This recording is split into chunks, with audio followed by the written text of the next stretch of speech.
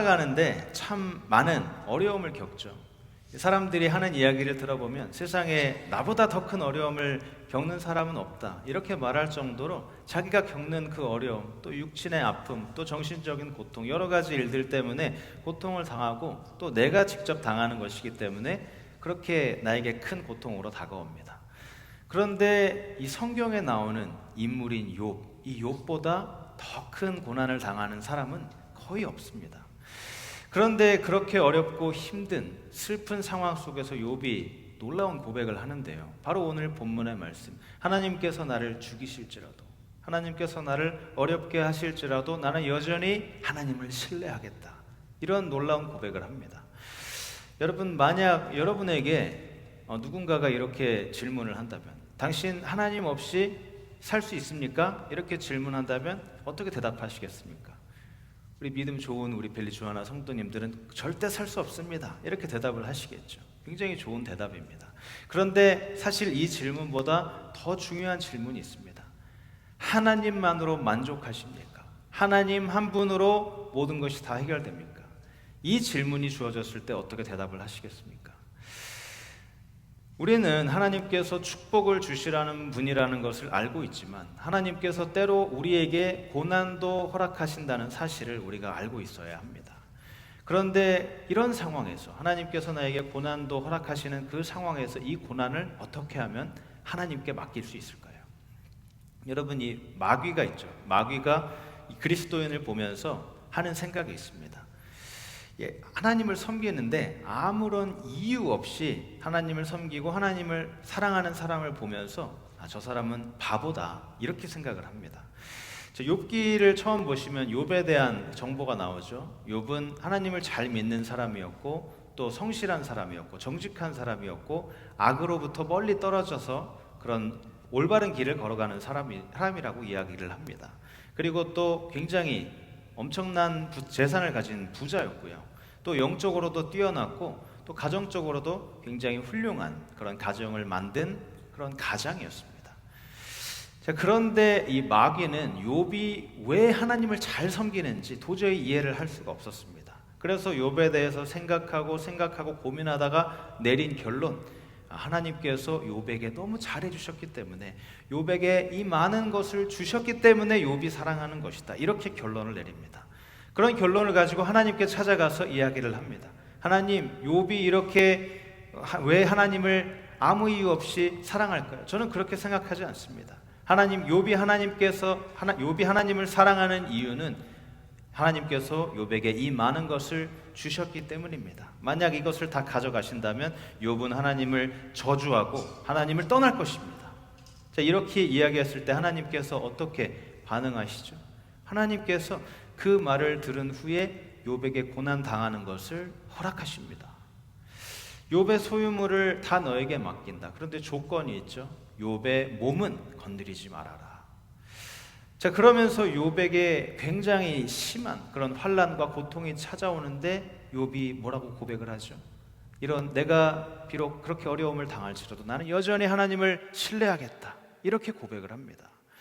자, 마귀의 이 주장이 무엇이죠? 욥이 하나님을 사랑하는 이유는 하나님께서 욥에게 그 많은 좋은 것을 주셨기 때문입니다. 자, 그래서 하나님을 사랑하는 것입니다, 이렇게 이야기를 합니다. 자, 이런 종류의 사랑이 무엇이죠? 이런 종류의 사랑은 특징이 있는데요, 이 특징은 굉장히 깨지기가 쉽습니다. 이 아내에게 만약 내가 당신을 사랑하는 이유는 당신이 너무 예뻐서, 당신이 너무 아름다워서야, 그리고 또 아내가 남편을 보면서 내가 당신 사랑하는 이유는 당신 잘생겨서, 당신 돈 잘 벌어서 내가 사랑하는 거야, 이렇게 사랑을 이야기하는 것과 같습니다. 그런데 만약 남편이 직장을 잃거나 또 아내가 이제 나이가 들어서 그 아름다움을 잃게 되었을 때 이 사랑이 어떻게 되죠? 그 사랑의 특징, 깨지기 쉬운 그 특징대로 사랑도 깨지기가 쉽게 됩니다. 자, 마귀는 욥이 하나님을 사랑하는 그 사랑이 이런 종류의 사랑이라고 생각을 했습니다. 자, 그리고 잠깐 곁길로 빠져서 말씀을 드리자면, 여러분이 사랑하는 사람, 자녀나 또 내 배우자, 아내, 남편에게 사랑한다고 이야기를 할 때는 어떤 조건을 붙여서 사랑하는 것이 아니라 당신이기 때문에, 내가 당신이 잘생겨서 예뻐서 능력이 많아서 사랑하는 것이 아니라 당신이기 때문에 사랑한다, 이렇게 말할 수 있어야 합니다. 다시 본문으로 돌아와서 마귀는 욥이 하나님을 그냥 아무런 이유 없이 사랑한다는 것을 믿을 수가 없었습니다. 어떤 특별한 이유가 있을 거라고 생각한 것이죠.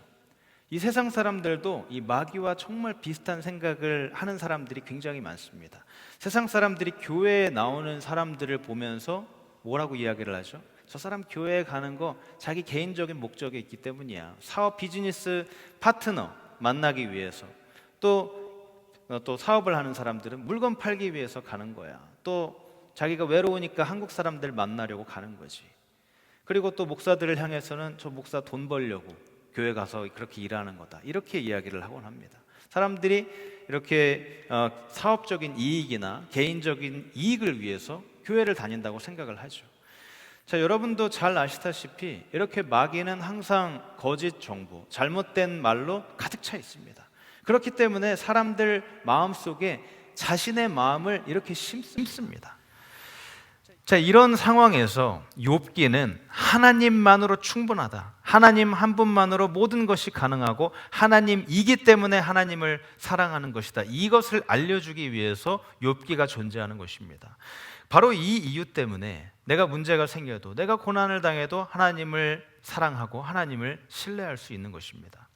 오늘 여러분과 함께 이 세 가지 질문으로 함께 말씀을 나누려고 하는데, 이 세 가지 질문을 들으면서 마음속에 내가 어떻게 대답을 할 수 있을까 생각하시면서 말씀을 들으셨으면 좋겠습니다. 이 첫 번째 질문은, 만약에 이 질문에 여러분이 그렇다고 대답을 하신다면 여러분이 욥과 같은 그런 믿음을 갖고 있는 사람입니다. 나는 고통 중에도 고난 중에도 하나님을 신뢰할 수 있는가? 내가 힘든 상황에 있어도 과연 하나님을 끝까지 신뢰할 수 있는가? 자, 욥은 오늘 본문에서 정말 놀라운 고백, 하나님께서 나를 죽이시더라도 나는 여전히 하나님을 신뢰하겠습니다 라는 고백을 합니다. 자, 이런 고백을 할 때 사실 욥은 엄청난 고난을 겪고 있었습니다. 일단 자기 자신의 그 재산, 이것을 모두 다 잃었습니다. 욥은 많은 그 목축 그리고 또 가축을 거느리고 있었던 아주 큰 거부, 목장주였는데 이 하루아침에 자신이 가지고 있던 재산이 다 사라지게 됩니다. 만약 내가 주식과 채권에 내 모든 전 재산을 투자를 했는데 자고 일어나서 다음 날 내 모든 그 채권과 주식이 휴지 조각이 돼버렸다고 생각해 보십시오. 그런 상황에도 불구하고 여전히 하나님을 믿고 신뢰하시겠습니까? 제 개인적인 그런 마음으론 여러분이 그럼에도 하나님을 신뢰하셨으면 좋겠습니다. 자, 욥은 이렇게 하룻밤 사이에 완전히 파산하게 됐고요. 그리고 욥은 가족도 모두 다 잃게 됩니다. 욥의 자녀들이 집에 있었는데 갑자기 태풍이 일어나서 그 집을 덮치게 되고 이 집이 완전히 무너져 내리면서 집 안에 있었던 자기 자녀들이 모두 다 죽게 됩니다. 그렇게 자녀들만 잃은 것뿐만이 아니라 욥은 건강도 잃고 자기 체력도 다 잃게 됩니다. 머리서부터 발끝까지 온몸에 종기가 생기죠. 이렇게 종기가 생기면 몸에 열이 나기도 하고 또 심하면 폐혈증까지 생긴다고도 합니다. 자, 얼마나 가려웠으면 그 무너진 집 위에 앉아서 깨진 도자기 조각으로 자신의 몸을 긁고 있었습니다. 욥은 재산도 잃고 가족도 잃고 또 건강도 잃었는데 마귀는 여기서 끝내지 않습니다. 욥을 위로하기 위해서 찾아왔던 3명의 친구가 있었는데요, 욥과 함께 이야기하면서 욥을 위로해 주기 위해서 찾아왔습니다. 욥기 4장 7절을 보시면 그 중에 한 명인 엘리바스가 이렇게 이야기를 합니다. 욥, 자네가 도대체 무슨 잘못을 저질렀길래 이렇게 큰 고통을 당하는가? 하나님께 분명히 죄를 지었기 때문에 자네가 이렇게 큰 어려움을 당하는 것이야, 이렇게 이야기를 합니다. 욥은 지금 재산도 잃고 가족도 잃고 자기 건강마저 잃었는데 그 마지막 남은 신앙마저도 공격을 받고 있습니다. 만약 내가 잘못한 것이 없는데도 사람들은 나를 오해를 하면서 내가 잘못했다고 공격한다면 여러분 기분이 어떠시겠습니까? 자, 이런 생각을 가진 분들이 세상에 참 많이 있습니다. 인터넷을 보면 이 하나님을 열심히 믿으면 당신들 다 건강해지고 다 부자로 살고 모두 다 원하는 대로 그렇게 될 수 있다, 이렇게 이야기를 하는 사람들이 많이 있습니다. 제가 유튜브에서 찬양을 검색하고 또 설교를 들으면서 한 번은 굉장히 자극적인 제목을 가진 영상을 찾게 되었습니다. 하나님을 제대로 믿을 수 있는 방법, 그러면서 경제적인 부가 찾아온다, 이런 영상이었습니다. 여러분 어떠십니까? 솔깃하지 않으세요? 이게 무슨 말을 하는지 궁금해서 이제 찾아보았습니다. 그랬더니 이런 이야기를 하는데요. 하나님을 열심히 믿으면 당신에게 경제적 부가 주어지고, 또 하나님은 축복하시기 원하기 때문에 그런 영적인 축복뿐만이 아니라 물질적인 모든 부를 다 얻게 되고 당신이 원하는 것을 다 가질 수 있게 된다. 이것을 제대로 알고 싶으시면 내 전화번호로 축복 이렇게 연락을 해서 내가 계좌번호를 보내주면 내 계좌에 입금을 하면 세상에 아무도 가르쳐주지 않는 방법을 당신에게 알려주겠습니다. 이렇게 이야기를 하는 거예요. 그런데 이 영상 밑에 보니까 안타깝게도 했습니다라는 댓글이 너무 많더라고요. 자, 그렇게 말도 안 되는 이야기에 넘어가는 사람이 많은 것을 보고 참 마음이 아팠습니다. 이런 생각을 가진 사람들은 다른 사람이 고통을 받는 것을 보면서 이 고통의 이유가 그 사람이 잘못했기 때문에 라고 말을 합니다. 그런데 절대 그렇지 않죠. 하나님을 열심히 잘 섬기고 잘 믿고 있는데도 고통을 당할 수가 있습니다. 자, 그 중에 한 사람이 바로 욥이죠. 자기 재산과 가족을 잃고 또 큰 병까지 갖게 된 그 욥을 보면서 사람들이 이야기를 합니다. 저 욥이 도대체 무슨 잘못을 했길래, 하나님한테 무슨 죄를 지었길래 그렇게 큰 고통을 당하고 있나.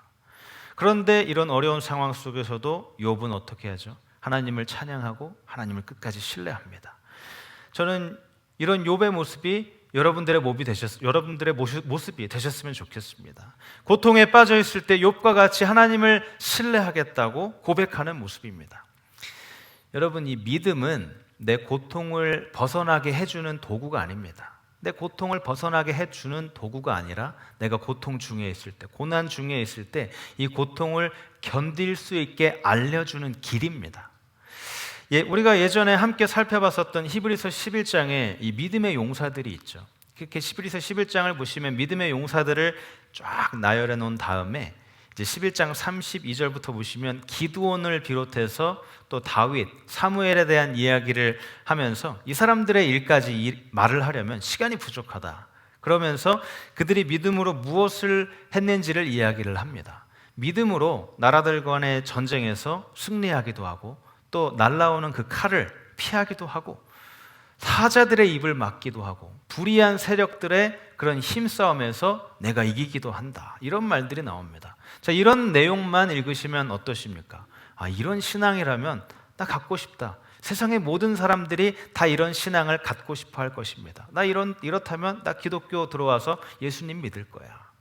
자, 그런데 36절부터 이 말이 완전히 바뀝니다. 믿음의 용사들이 무슨 일을 당하죠? 조롱을 당하고, 채찍을 맞고, 환난을 당하고, 또 감옥에 갇히고, 학대를 당하고, 죽기도 하고, 가난해지기도 합니다.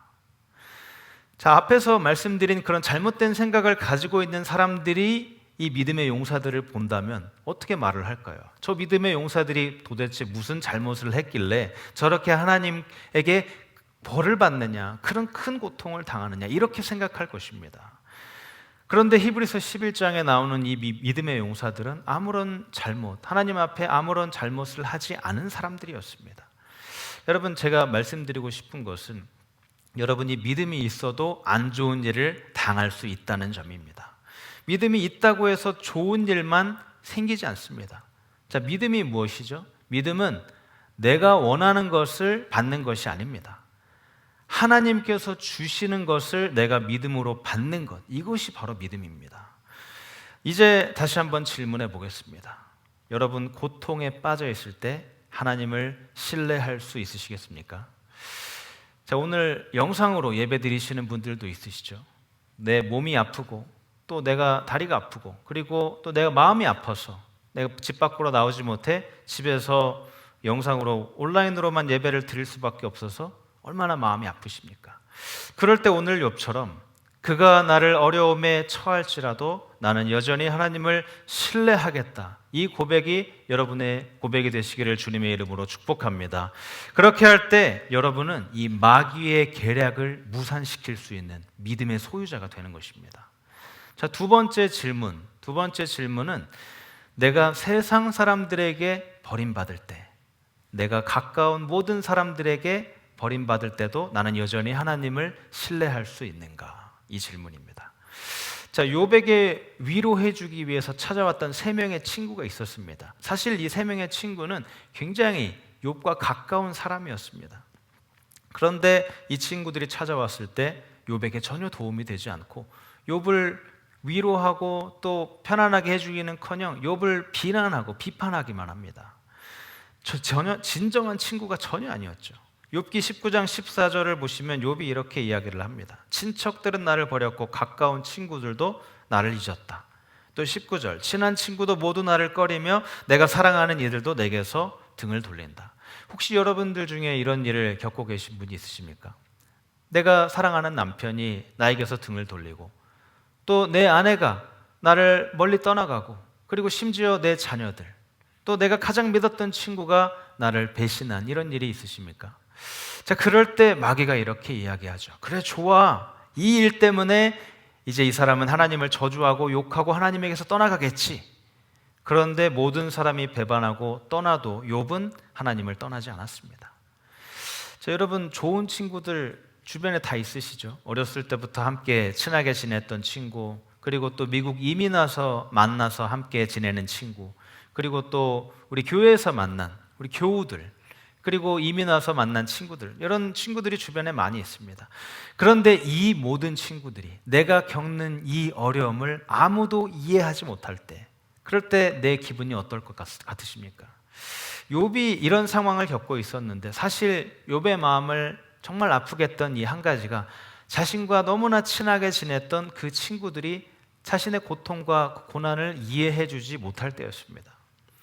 시편 41편 9절을 보시면 내가 믿는 나의 소꿉 동무, 나와 한 상에서 밥을 먹던 친구들조차 내게 발길질을 하려고 뒤꿈치를 들었습니다 라고 말을 합니다.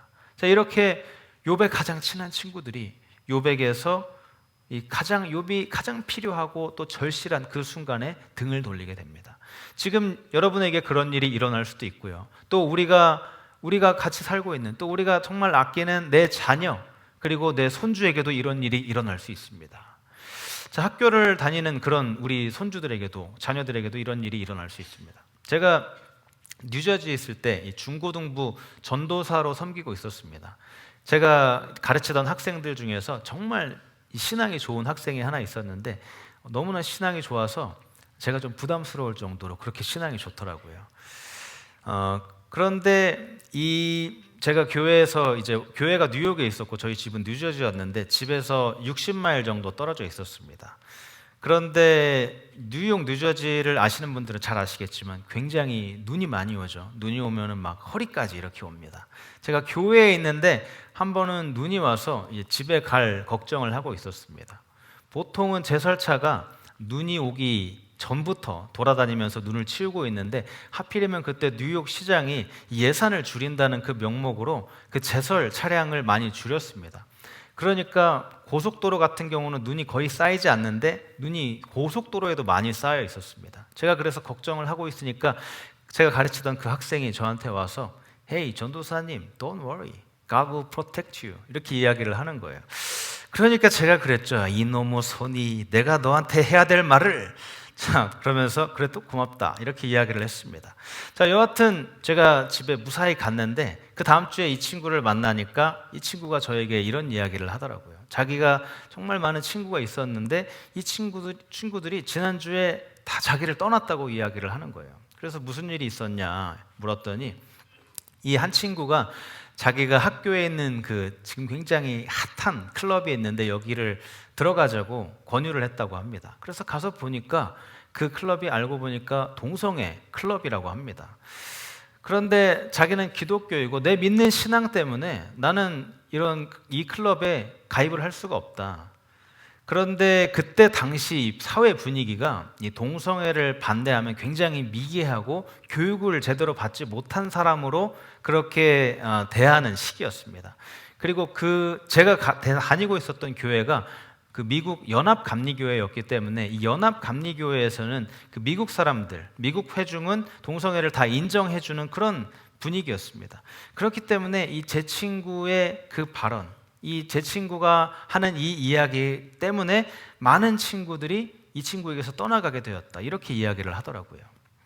자, 사업에서도 마찬가지이고 또 이런 내 주변에서, 내 가정에서, 내 자녀에게 이런 일이 일어날 수 있습니다. 그런데 문제는 이렇게 사람들이 다 떠나가는 이런 어려운 상황 속에서도 여전히 내가 하나님을 신뢰할 수 있느냐입니다. 자, 욥과 정말 가까운 사람인 욥의 아내도 욥을 배신하고 떠나게 됩니다. 욥기 2장을 보시면 욥의 아내가 돌아왔을 때 욥이 그 몸에 난 종기 때문에 너무 괴로워서 무너진 집 위에 앉아서 도자기 조각으로 자신의 몸을 긁고 있었습니다. 욥의 아내가 그런 욥의 모습을 보면서 이야기를 합니다. 하나님이 도대체 당신에게 무슨 짓을 하셨는지 봐라. 그냥 하나님을 저주하고 죽는 게 낫겠다. 그렇게 이야기를 하니까 욥이 10절에서 말을 합니다.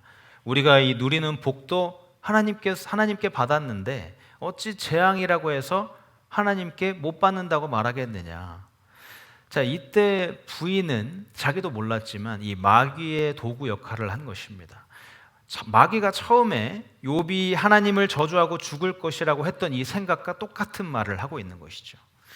이렇게 모든 사람들이 나에게서 등을 돌리는데 그럴 때도 하나님을 신뢰할 수 있으십니까? 여러분이 그렇게 할 수 있다면 이 마귀의 계략을 물리칠 수 있는 그런 믿음의 소유자인 것입니다.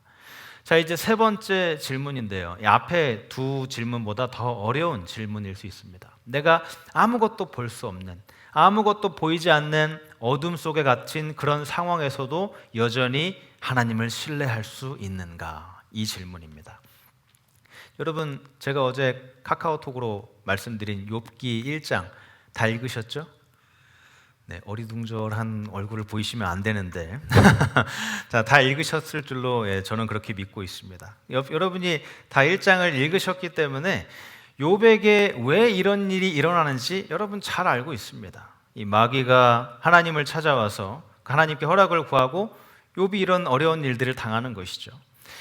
자, 여러분은 그런데 이 모든 일이 왜 일어나는지 알고 있지만 욥은 알지 못했습니다. 여러분은 욥기를 읽었기 때문에 왜 이런 일이 일어나는지 알지만 욥은 욥기를 읽지 못했죠.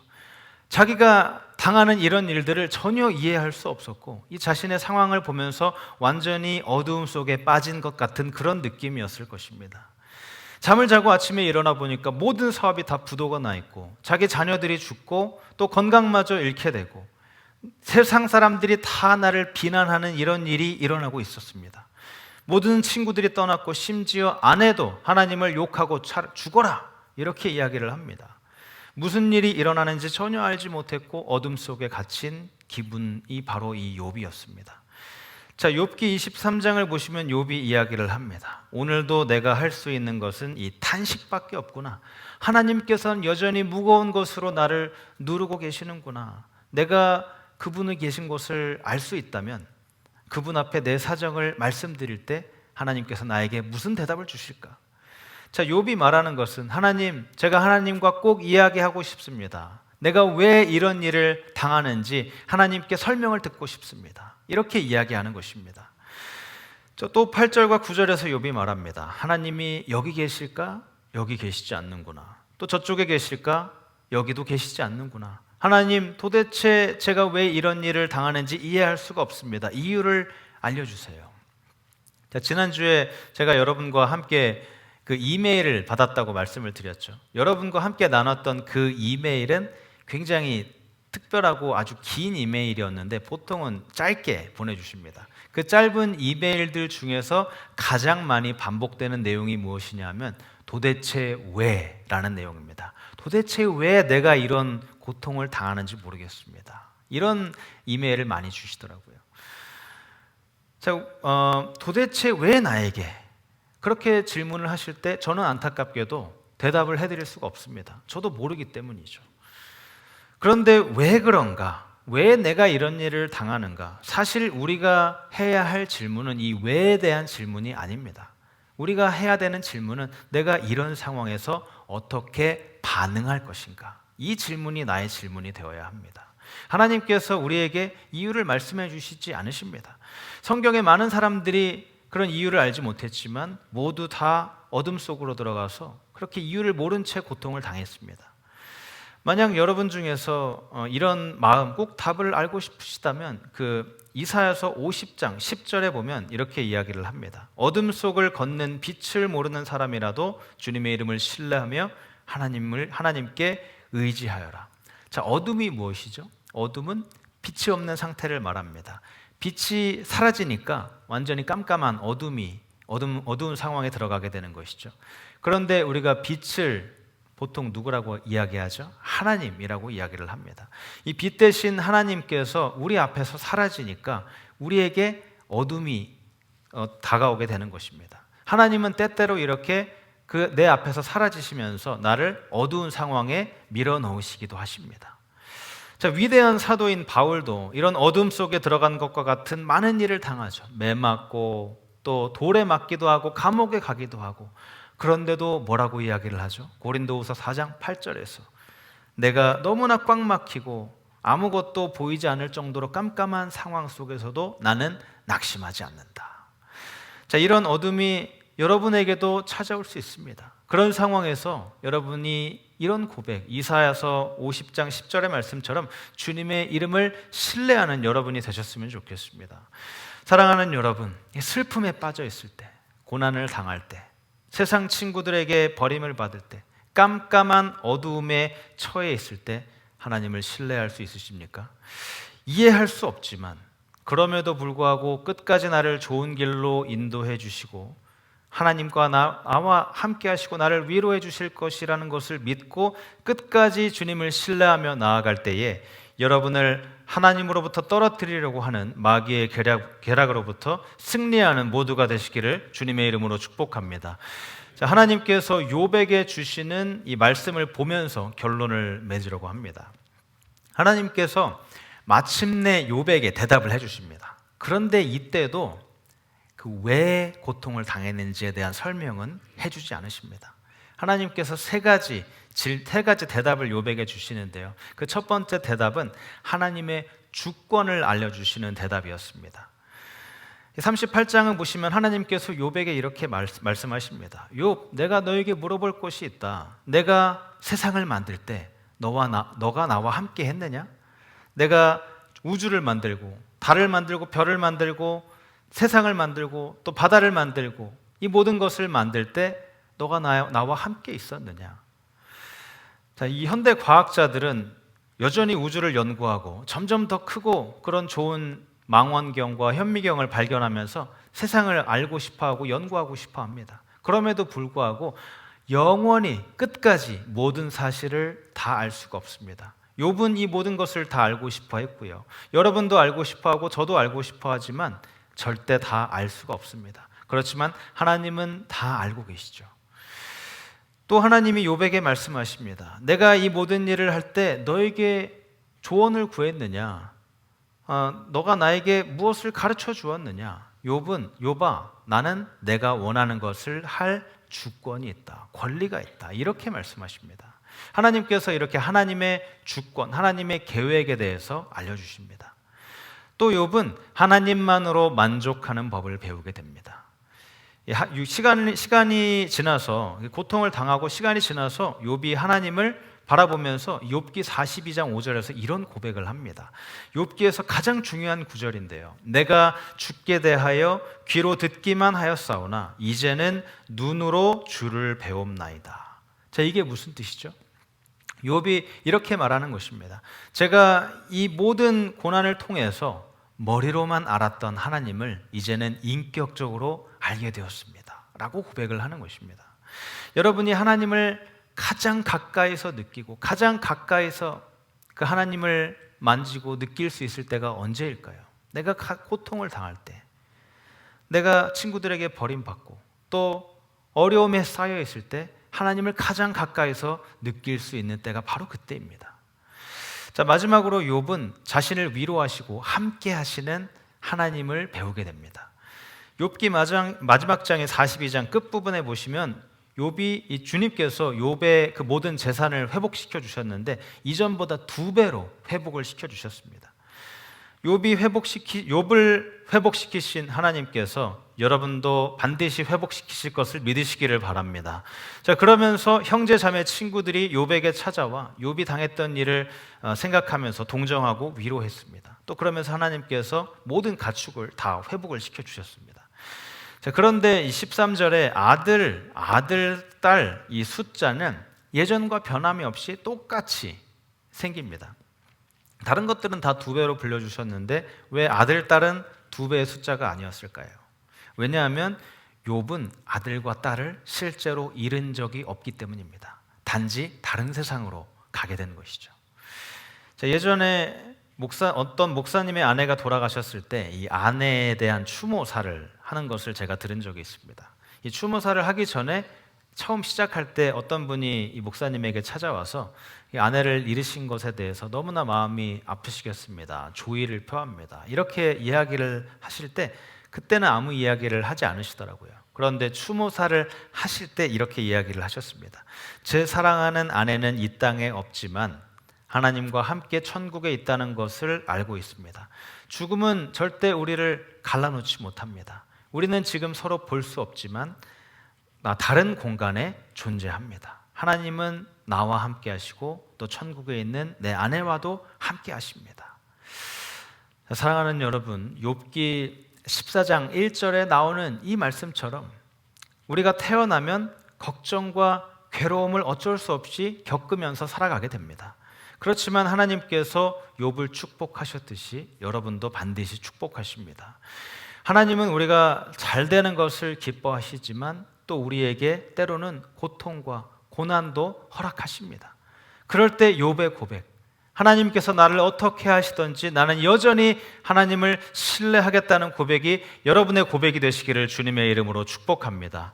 하나님이 모든 것을 이끌어 가시는 것을 깨닫고 하나님만으로 만족하고 또 나와 항상 함께 하시고 위로하시고 회복시키는 하나님으로 인해서 모든 고통과 고난 이것을 극복하고 끝까지 주님을 신뢰하는 모든 성도 되시기를 주님의 이름으로 축복합니다.